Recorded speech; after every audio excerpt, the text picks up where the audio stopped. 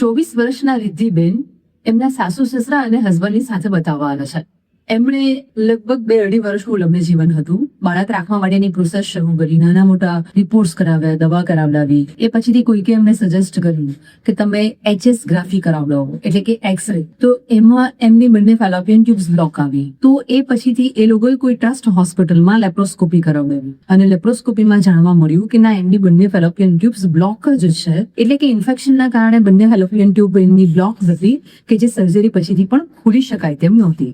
એ લોકોએ બહુ quick decision લીધું અને એના પછીના જ મહિને એ અમારી પાસે આવ્યા. ફક્ત ફેલોપિયન ટ્યુબ બ્લોક હોવાના કારણે તેમને કન્સીવ કરવામાં તકલીફ પડી રહી હતી. અમે એમનું ડિટેલ એક્ઝામિનેશન કર્યું. ભલે ફેલોપિયન ટ્યુબ્સ એમની બ્લોક હતી, પણ એમાં હાઇડ્રોસેલ્ટિંગ્સ ડેવલપ નહોતું થયું. એટલે કે ઇન્ફેક્શનનું લેવલ હજી એમને એટલું બધું વધારે નહોતું. એમના હસબન્ડના બધા ડિટેલ રિપોર્ટ કરાવ્યા તો કે એક લેવલે બીજા બધા રિપોર્ટ્સ એમના નોર્મલ હતા અને એમનું આઈવીએફ કર્યું. આઈવીએફના પહેલા જ સાયકલમાં એમને સરસ પ્રેગ્નન્સી રહી ગઈ. એટલે કે આનો મોરલ એ છે કે તમે જો સાયન્ટિફિકલી આગળ વધો છો તો કે તમે બહુ જલ્દી બાળક લઈને ઘરે જઈ શકો છો. એની સામે એવા કેટલાય લોકો હોય છે કે ફેલોપિયન ટ્યુબ્સ બ્લોક હોય, પછી એક ડોક્ટર બીજો ડોક્ટર, હજી એમને એમ થાય કે ભાઈ હું આમ દવા ગઉં તો ખુલી જશે, કે એ કોઈ પ્રોપર ચેનલથી આગળ નથી વધતા. આ લોકો ખૂબ જ એજ્યુકેટેડ હતા, ફેમિલીનો સપોર્ટ સારો હતો. તો એ લોકોને ડોક્ટરે સમજાવ્યું કે ભાઈ ટ્રસ્ટની હોસ્પિટલમાં કે તમારી ફેલોપિયન ટ્યુબ બ્લોક છે તો કે હવે તમને કોઈ દવાઓથી કંઈ ફરક પડી જવાનો નથી.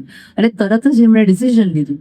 તો કે બેસ્ટ પાર્ટ શું હતો તો કે એમનો એએમએસ સારો હતો, એમની ઓવરી સારી હતી, ફેલોપિયન ટ્યુબનું ઇન્ફેક્શન હજી એમના ગર્ભાશયમાં નહોતું આવ્યું, એમની એજ નાની હતી, એટલે એને પહેલા જ ચાન્સમાં પ્રેગ્નન્સી રહી જાય છે. 9 months પણ એના ખૂબ જ સરસ જાય છે. તો મોરલ એ છે કે ભાઈ આઈવીએફ ની સારવાર પણ જો યંગ એજમાં કરવામાં આવે છે તો એના રિઝલ્ટ ખૂબ સારા છે. આઈવીએફ થી રહેલી પ્રેગ્નન્સી 9 મહિના દરમિયાન ખૂબ સારી રીતે નીકળી શકે છે. તો કે બધી જ પ્રેગ્નન્સીની સારવારના રિઝલ્ટ એ બેનની ઉંમરને આધીન છે. એટલે કે આ એક વિજ્ઞાન છે. દરેકે આનો સ્વીકાર જ કરવો પડે કે હા, મને આ પ્રોબ્લેમ છે કે ભાઈ ટ્યુબ બ્લોક છે, તો then you need to accept it. અને તો તમારે હાયર ટ્રીટમેન્ટ એટલે કે આઈવીએફ નો સહારો લેવો પડતો હોય છે. તો કે આવા બધા જ દર્દીઓ માટે આઈવીએફ એક વરદાન સ્વરૂપ છે.